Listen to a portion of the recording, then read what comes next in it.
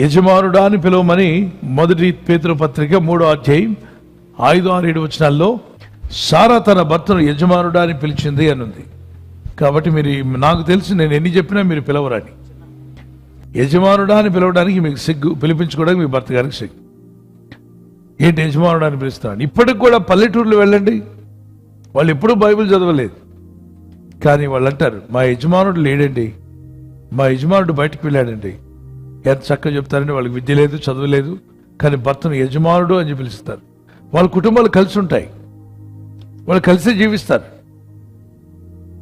మనం పట్టణాల్లోకి రాగానే ఎక్కడో వాతావరణం మారిపోతుంది.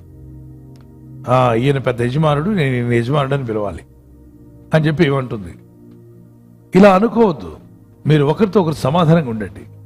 భర్తను గౌరవిస్తే చాలా మందికి ఈ విషయం తెలియదు. పురుషులందరికీ దేవుడు ఒక వీక్నెస్ పెట్టాడు. ఏంటి ఆ వీక్నెస్ తెలుసా? గౌరవం కావాలని ఆశ ఉంటుంది వాళ్ళకి. అందుకే వారికి ఎక్కడ గౌరవం ఉంటే వాళ్ళు అక్కడ ఎక్కువ పని చేస్తారు. ఎక్కడ తిరస్కారం ఉంటుందో అక్కడ నుండి వాళ్ళు పని చేయడం తక్కువ అయిపోతుంది. స్త్రీలకు ఉన్నటువంటి వీక్నెస్ ఏంటంటే వాళ్ళకి ఎప్పుడు ఆదరణ, ఎప్పుడు వారితో మాట్లాడి వాళ్ళకి ఆదరించే వాళ్ళు కావాలి. వీళ్ళు ఎక్కువ ఆదరణ కోరుకుంటారు, వాళ్ళు ఎక్కువ రెస్పెక్ట్ కోరుకుంటారు.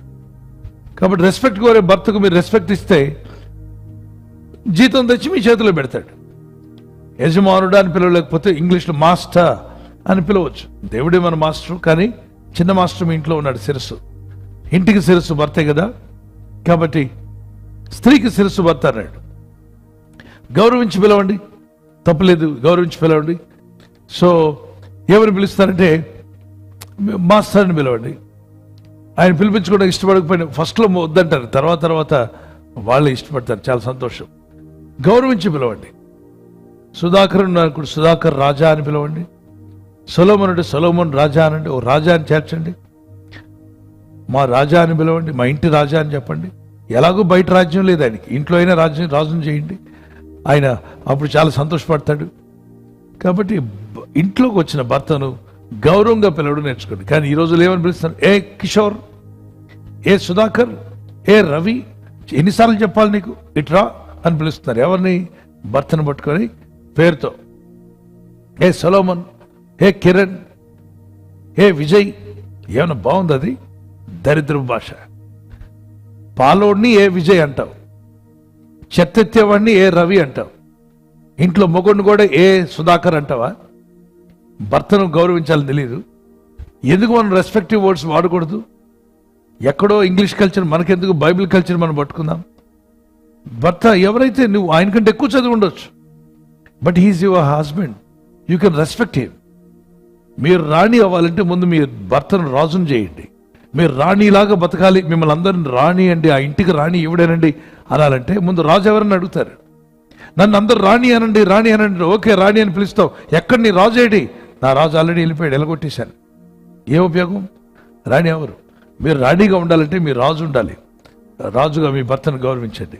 అదే టైంలో భార్యను, మరి భర్తను ఎలా పిలవాలని అడిగారు, భార్యను ఎలా పిలవాలని అడగలేదే. హనీ అనండి, మణి అంటారు, హనీ అంటారు, మీ ఇష్టం. లేదు ఇంకా ప్రేమగా పిలుస్తా అంటే పిలవండి. నిక్ నేమ్ పెట్టుకోండి, నిక్ నేమ్ పెట్టి పిలవండి. మంచి పేరు ఒకటి పెట్టండి. ఆమెకు ఇబ్బంది లేకుండా ఆమెకు మేలు కలిగించే పేరు ఒకటి పెట్టండి. ఆ పేరుతో వాళ్ళని పిలవండి, తప్పలేదు. మీరు కుక్కను కొనుక్కుంటారు, కుక్క పిల్లని, దానికి బ్రౌనీ, మౌని, మరేటి బ్లాకీ, వైటీ, దానికి ఎన్ని చక్కని పేర్లండి. జిమ్మీ, జాకీ, ఓ చక్కని టామీ, ఎన్ని మంచి పేర్లు పెడతారు. కుక్క పిల్లగా పెట్టిన పేర్లు కూడా కనీసం ఇంట్లో వాళ్ళకి మంచి పేర్లు పెట్టుకోకూడదు? ఇంట్లో వాళ్ళకి మంచి పేర్లు పెట్టండి. తర్వాత భర్తను తీసిపడేలాగా మాట్లాడకూడదు, భార్యను తీసిపడేసేలాగా మాట్లాడద్దు. సమాధానంగా ఉండండి, భర్తకు లోబడండి, భార్యను ప్రేమించండి.